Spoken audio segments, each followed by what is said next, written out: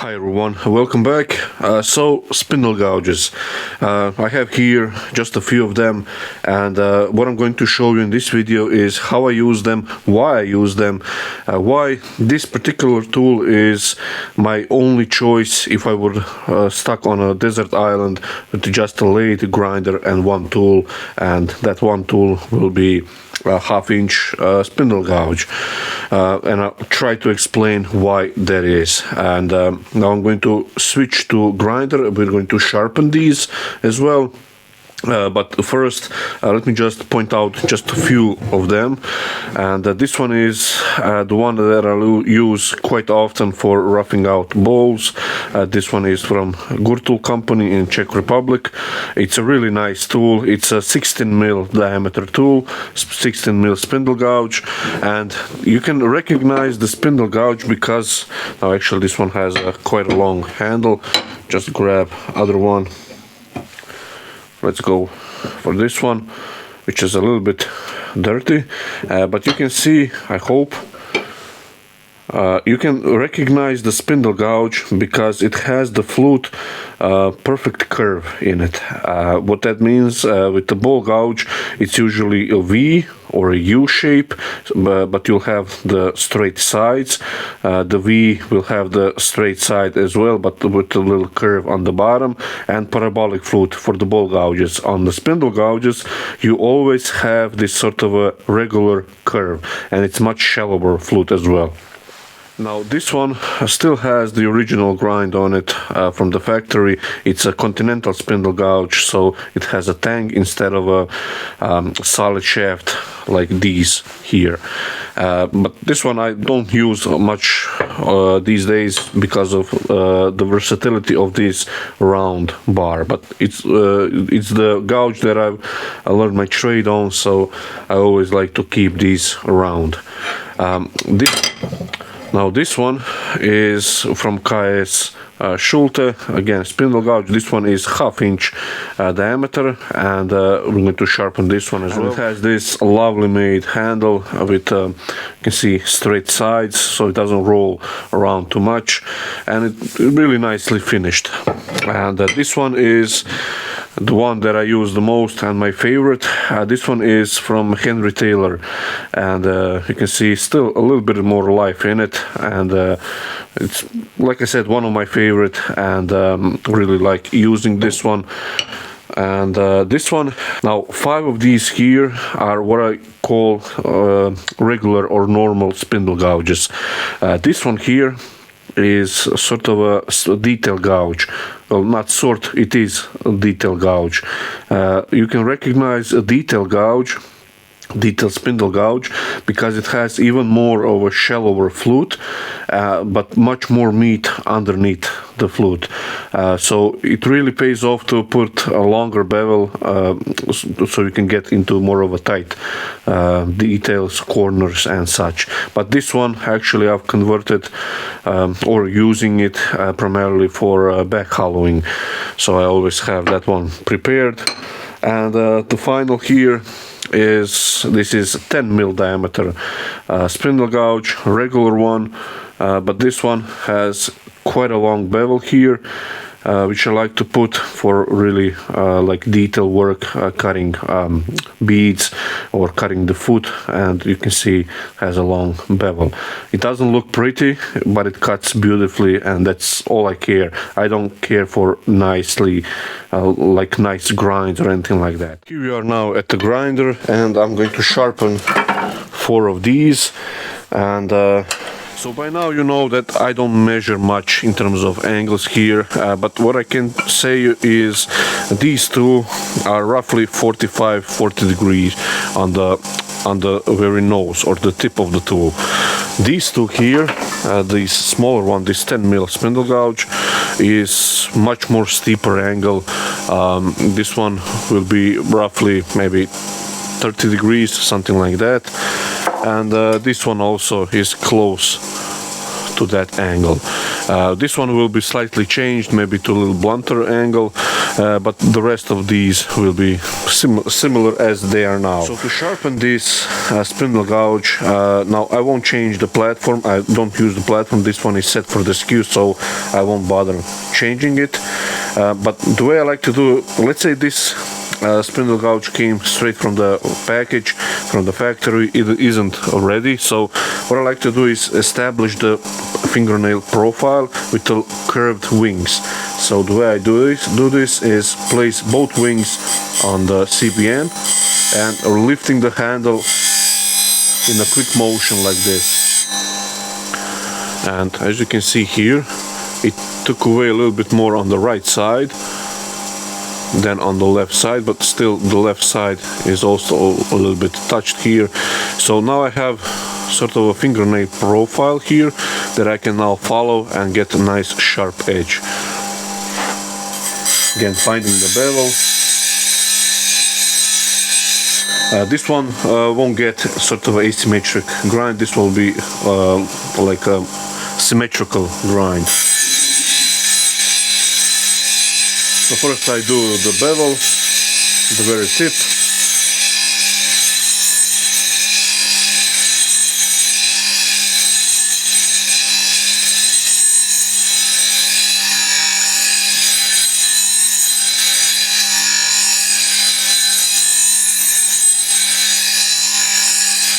So I hope you can see the motion that I'm using. So I find the bevel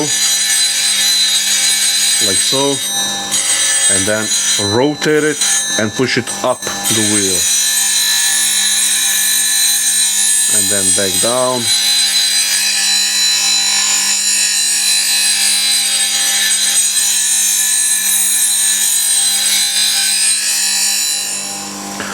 And this is now ready to use, nicely sharpened, and you can see almost single bevel all the way around, although again I'm not to worry about that. And usually I don't take the heel off because it's rarely that I go into tight curves using spindle gouge like this.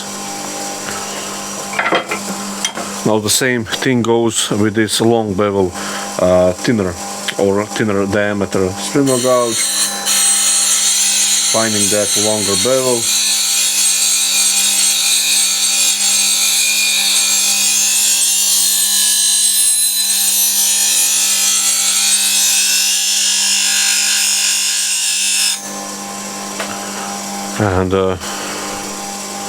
And now you can see this long bevel to get into tight corners. Again, nicely sharpened, ready to be used. And now I'm just going to show you this one. This has asymmetric grind, so a little bit longer left wing. Now I could convert these to asymmetric grind, but usually for roughing out bows I would use this one. So I stick for now, at least until this one is done, retired. Then I will switch, put asymmetric grind on one of these here. And this one has a little bit more blunter angle, around 45 degrees.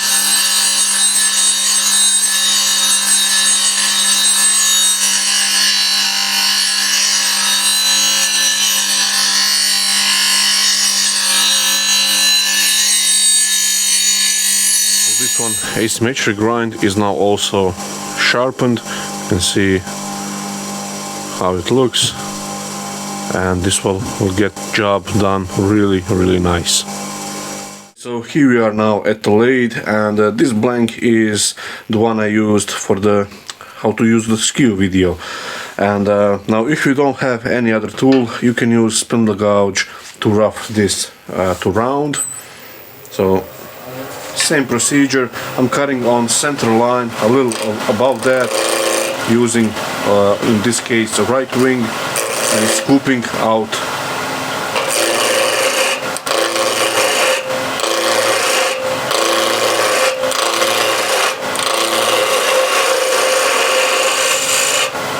You can see that's really easy.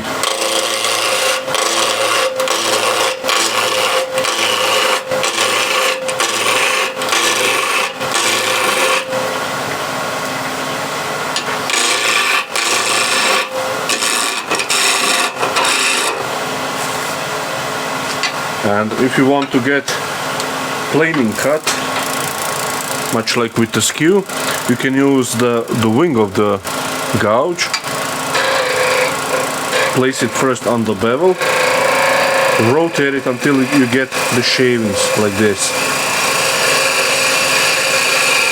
And now it's acting like the skew. Find that bevel, rotate the handle like this. Once you get the cut, you can see the dust, a little dust on the right wing. That's your position. And now just move forward.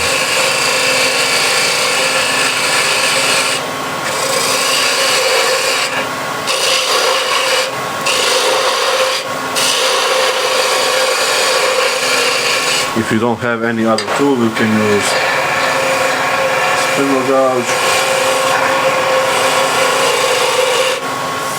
And the surface it leaves is nice and clean, hardly needs any sanding.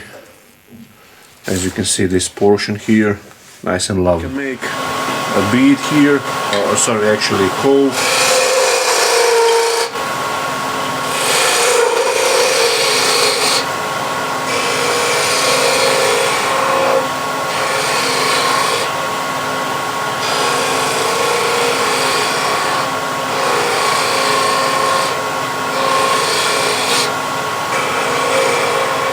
There we go.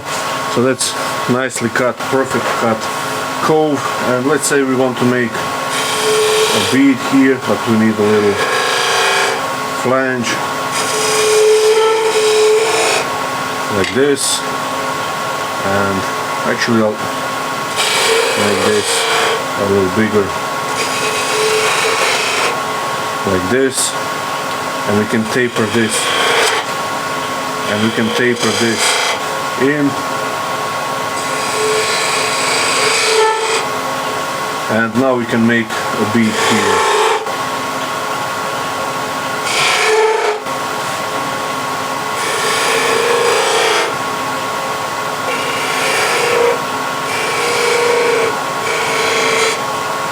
And on the other side.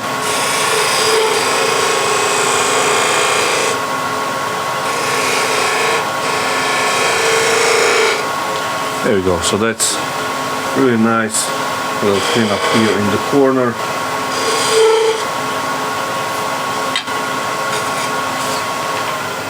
And you'll see it's really cut nice and clean because you're cutting the wood instead of scraping it.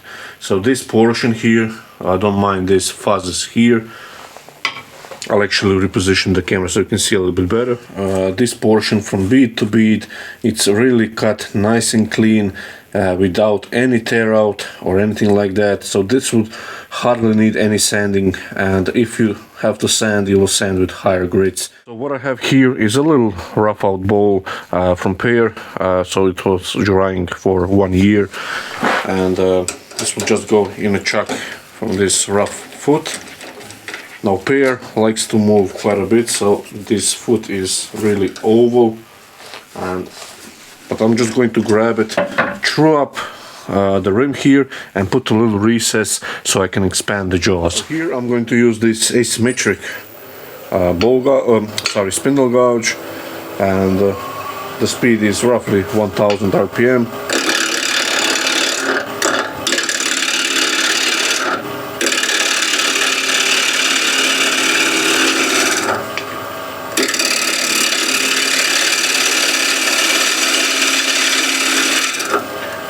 Get it nice and true.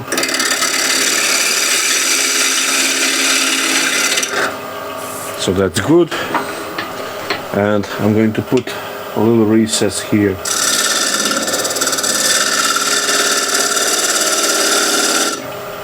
little more.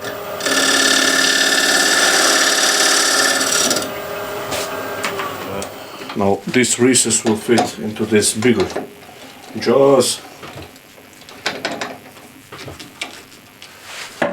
The bowl is nicely held, all of the outside is exposed. We can work whatever we need to do on the foot, and this is why I like using this sort of a method to reverse rough bowls like this, which I learned from my mentor Richard. So This is the gouge that I'm going to using, this asymmetric. Now I can increase the speed. It's small blank, so first I always start with the foot, make nice clean foot here. So this is the other benefit I can get with the spindle gouge here in the corner nicely, because of it has a point rather from the asymmetric grind. It's a little bit more of a, you get more of a curve, let's say. And if I want to make this as a foot, I just screw that up as well.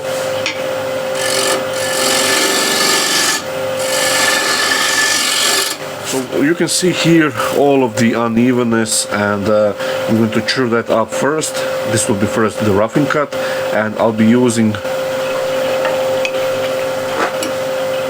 this portion, so from the middle down this portion here, just left to the point.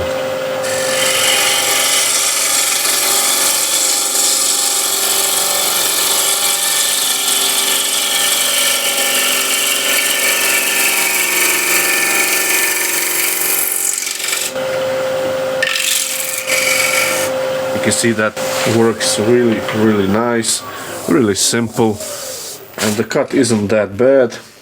You can see the surface a little bit more of a, I think it's a barkle, a little, or actually it might be just a discoloration. So the cut isn't bad at all. It's paired, so it works quite good. So now the surface is quite good, but I can improve it, and I'll use a shear cut or push cut with spindle gouge, and this time I'm going to use just really slightly to the right of the point of the gouge. Don't go too far.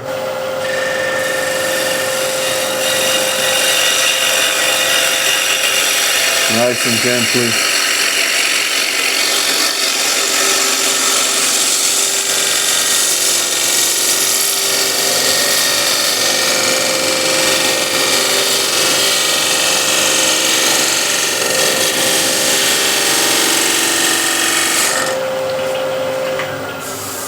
Now that's really nice surface, as you can see. This surface here is really nice and smooth, and you can just sand it. And there is a little hesitation mark, you can see here, a little bump. And now what I can do again with a spindle gouge, and for this it's really nice to have a curve on your wings. That's something that I like to do on every gouge, either ball gouge or spindle gouge. You can use this as a shear scraper, sort of shear cutting, and much like with the ball gouge, and it leaves a really nice surface. So dropping the handle a little bit more down and closing the gouge a little bit more.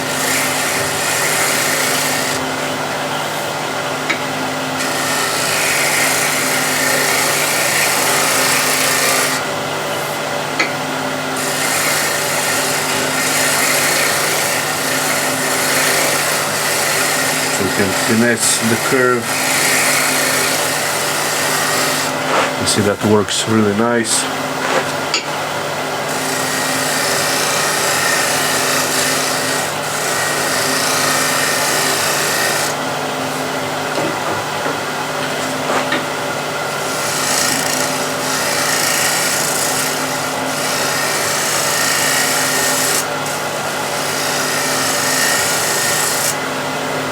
You can see the surface is really nice, straight from the tool.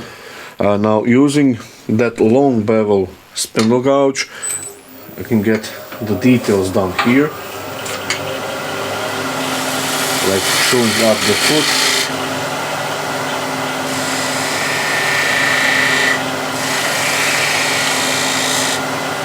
Get it nice and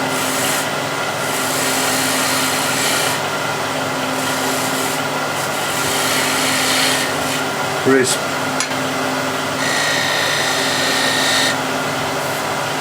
And just clean up.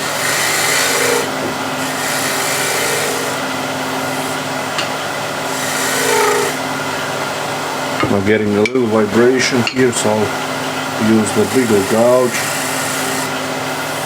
There we go. And now what we can do with spindle gouges is we can cut beads here, and for that I like using this smaller with longer bevel spindle gouge. And let's say I want to start beads from here, so I go straight in, almost closing the flute. So you're in, you start to open up the gouge as you go out and then back in. And by doing that, you're rotating the end of the handle.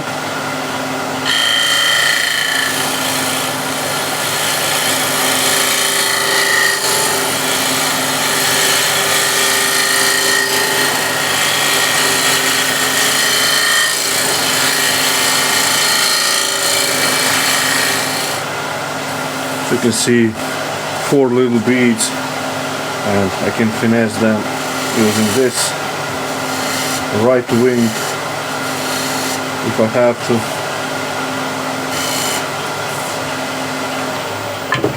And you'll see the surface is really pristine just using spindle gouge. And as you can see, those are cut really nice. And for hollowing, I'm going to use this 45-degree spindle gouge because of that bevel. It should make it all the way down. It's a little bit easier to start your cut without having a skate like with the ball gouge, because the spindle gouge has more of a acute point on it.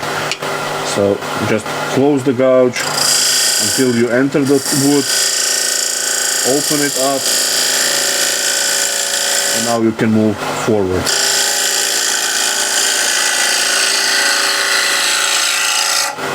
If you don't open it up, then it's much harder to cut, because the point of the spindle gouge is just butting up in the grain. So I'll actually do a rim here first.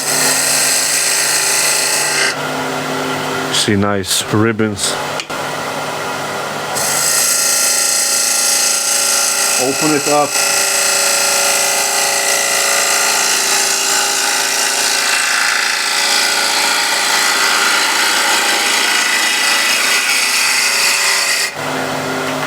Now you can see here actually all of this striation, the marks here, and what's causing that is this bevel here.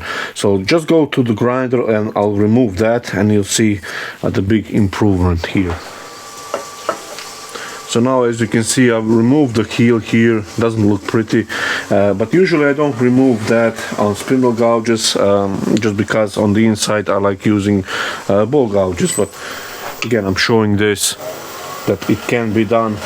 And if you only have spindle gouge, you can see you can do a lot with it.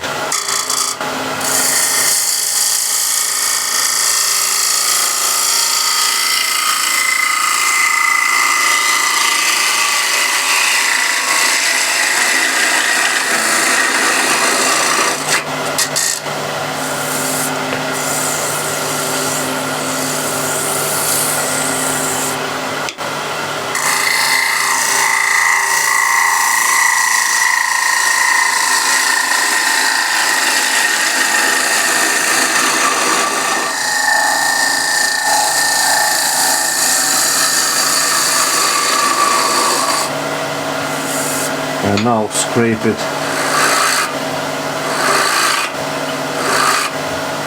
The reason I'm scraping this middle portion,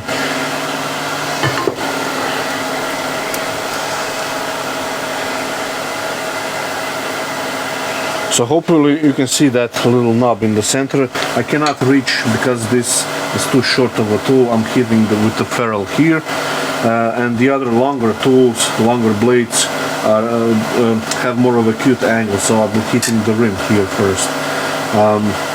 So what I'll do is just scrape using the right wing, or just left of the point,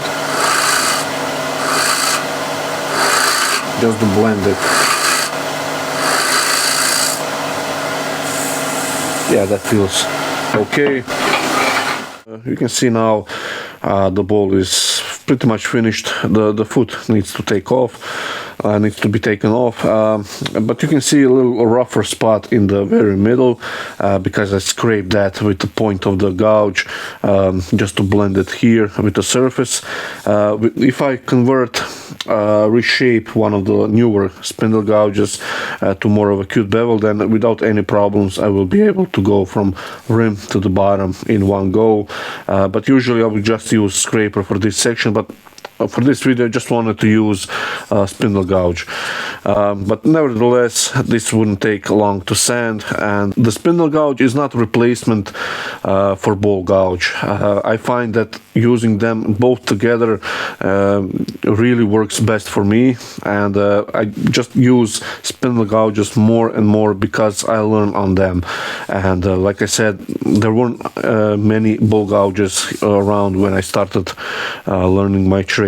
And again, if I was stuck on a desert island with just one tool and a grinder and a lathe, spindle gouge is my way to go, because you can do pretty much everything with one of those. In my ball turning video, there is always one comment asking why I'm using spindle gouge versus ball gouge, and hopefully this explains it a little bit. And again, thank you for watching, and see you in the next video.